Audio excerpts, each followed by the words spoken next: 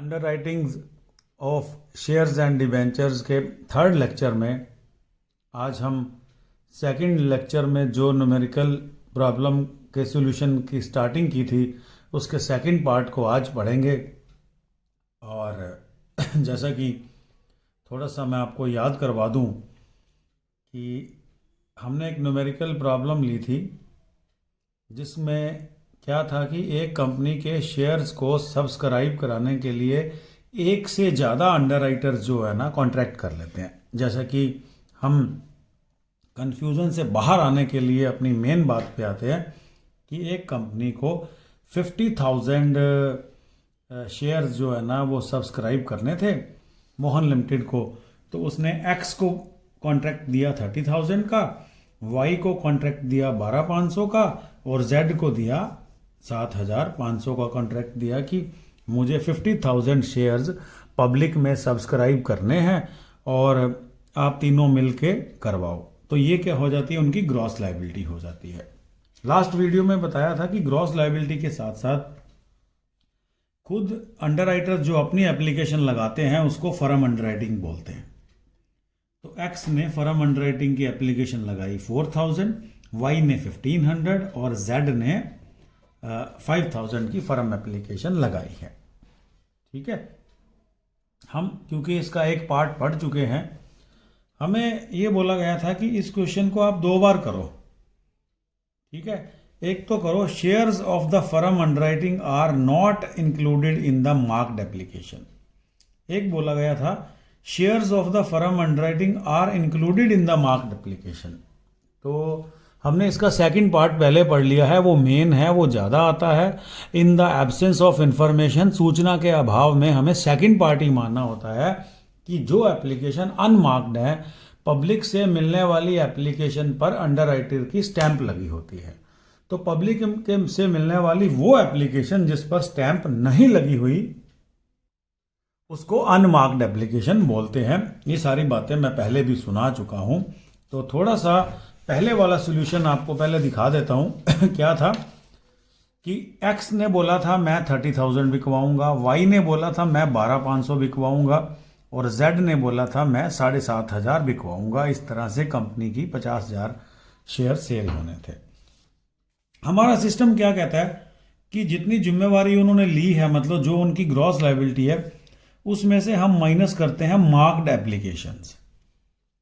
तो second point ये कहता था कि जब आप उनकी मार्क्ड एप्लीकेशन माइनस करो ना, तो साथ में फर्म अंडरराइटिंग प्लस करके माइनस करनी है।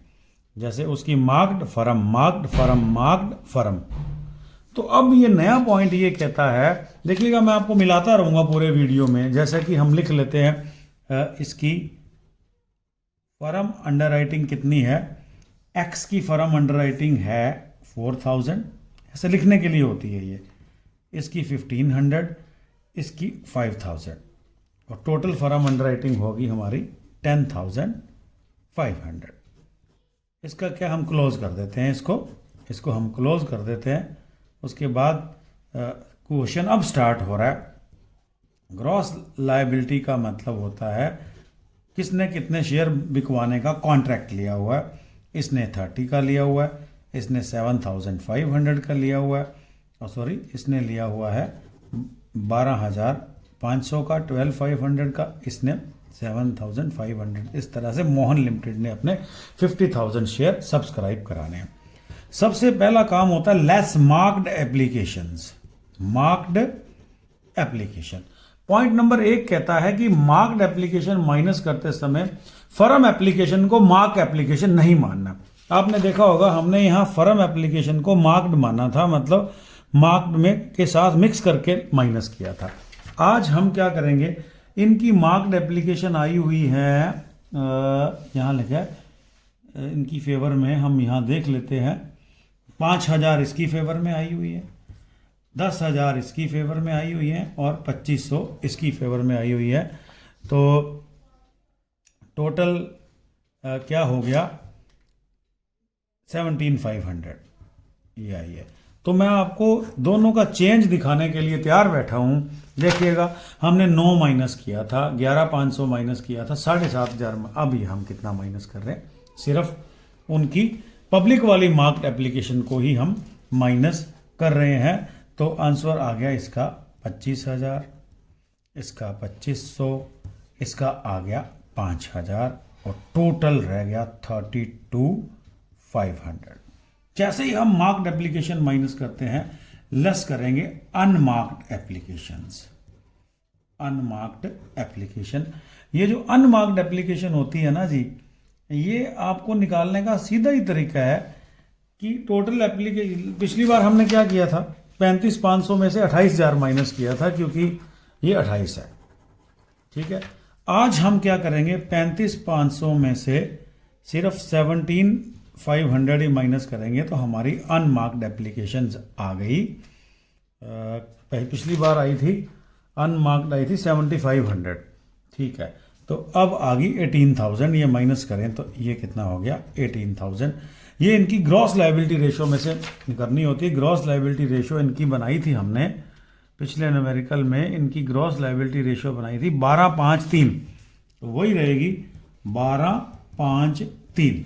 12,5,3 में हम इसको माइनस करेंगे तो इसको मिलेगा 10,800 का बेनिफिट, ठीक है। तो कुल मिला के देखो, जब यहाँ कम है तो यहाँ ज़्यादा हो जाएगा। यहाँ कम है, पिछली बार इधर था 28,000 तो यहाँ 7,500 रह गया। अब इधर है 17,500, इधर 18,000 रह गया। तो टोटल एप्लीकेशन 35,500 आई है, उन्होंने ही तो बंटना है, ठीक है ना। 10,800, इसका 4,500 और इसका आ गया 2,700 12,5,3 में। तो अब इक्वेशन बनती है 14,200 माइनस 2,000 और यहाँ इक्वेशन बनती है 2,300 और टोटल 14,500। अब हम क्या करेंगे, क्रेडिट ऑफ माइनस वाला y given to x and z। x और z का रेशो x y z का रेशो है 12,5,3, x और z का रेशो रह जाएगा 12,3। तो इसको 12,3 में हम क्या करेंगे, डिवाइड कर देंगे। ये इसका प्लस 2,000 हो जाएगा, इसका माइनस 1,600 हो जाएगा और इसका माइनस 1,400। टोटल पर इफेक्ट नहीं आएगा। छोटी सी बात के लिए बताने के लिए एक वीडियो बना दिया कि फर्म अंडरराइटिंग को अनमार्क्ड में मानना है, मतलब मार्क्ड नहीं मानोगे तो ऑटोमेटिकली वो अनमार्क्ड में चली जाएगी। लास्ट पे एक तरीके से और एक्सप्लेन किया जाएगा। तो इसका रह गया 12,600, इसका 0, इसका 1,900, टोटल 14,500 और इसमें ऐड कर देंगे फर्म अंडरराइटिंग जो कि एक ही है 4,000, इसकी 1,500, ये लास्ट पे करनी है दोनों ही केसेस में। इसकी 5,000, टोटल 10,500। ये इनको इतने शेयर लेने पड़ेंगे। फर्म मिला के 16,600, इसको 1,500, इसको 6,900। बड़े अलग इफेक्ट आए हैं। लास्ट में 25 ही इसमें लेने थे और 25 ही इसमें लेने हैं। फर्क क्या हुआ कि जो अनमार्क्ड जो फर्म अंडरराइटिंग के शेयर्स थे, इसमें हमने क्या किया, उसको मार्क्ड माना।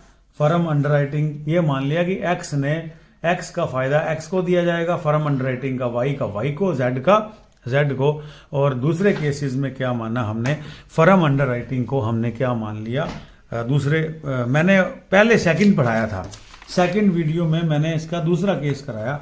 ये कराने का मकसद ये था, ये कराने का मेरा एक ही मकसद था कि ज़्यादातर एग्जाम में सेकंड पॉइंट आता है, तो सेकंड पहले पढ़ाया गया और चेंज बताई गई यहाँ। हाँ, मैं बताना चाहता था, देखो पिछली बार अपनी अनमार्क्ड एप्लीकेशन कितनी थी, 7,500, और इस बार फर्म को भी अनमार्क्ड मानना है तो 7,500 और 10,500 18,000 होगी ना अनमार्क्ड। कैसे भी करो, कान पकड़ो।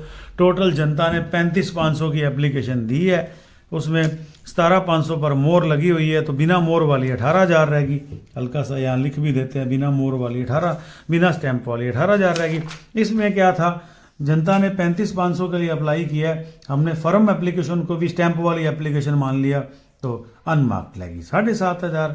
दोनों सेम है, बिल्कुल ही कोई फर्क नहीं है। एक यहाँ 2 माइनस आई थी, यहाँ 1 माइनस आई है। तो देखो, जितने वीडियो बनाते हैं स्टूडेंट्स को फ़ायदा तो मिलता ही मिलता है, ऐसा नहीं है कि वीडियो वेस्ट हुआ है। इससे क्या है, अब आपका चैप्टर ही बिल्कुल कंप्लीट हो गया। जर्नल एंट्रीज करनी पहले वीडियो में सिखा दी, सेकंड वीडियो में ये सिखा दिया कि अंडरराइटर्स की लायबिलिटी कैसे तय करते हैं। उसकी टेक्निक में 2 टेक्निक होती है।